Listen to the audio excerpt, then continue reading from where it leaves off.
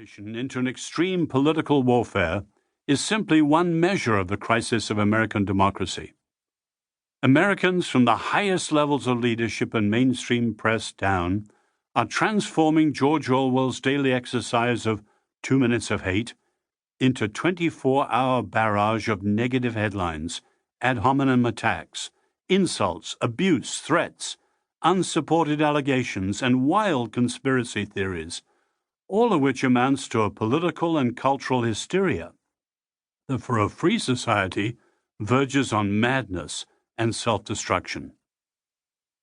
The full measure of the crisis can be gauged by the vacuum of leadership at the highest level.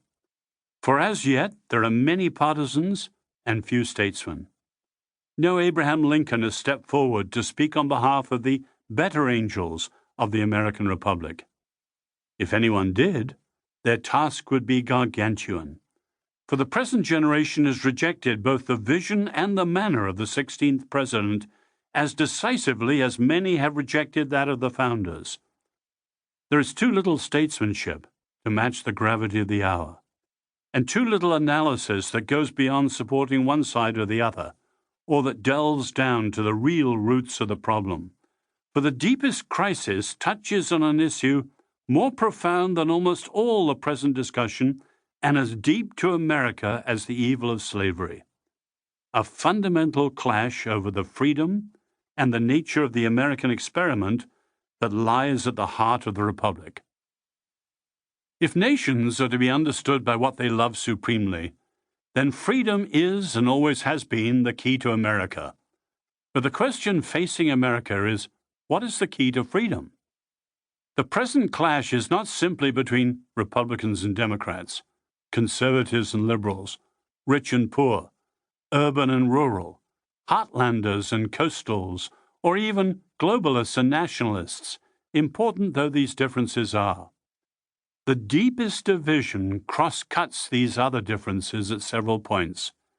At the core, the deepest division is rooted in the differences between two world-changing and opposing revolutions, the American Revolution of 1776 and the French Revolution of 1789, and their rival views of freedom and the nature of the American experiment. It could be argued that the clash is simply between the old classical American liberalism and the new left liberalism that emerged from the 1960s.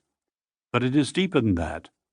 The fundamental clash is between the spirit, the heirs and the allies of 1776, and the ideas that made the American Revolution, versus the spirit, the heirs and the allies of 1789, and the different ideas that made the French Revolution and seeded the progressive liberalism of the left, with the later help of thinkers such as Friedrich Nietzsche, Antonio Gramsci, the Frankfurt School, and Michel Foucault.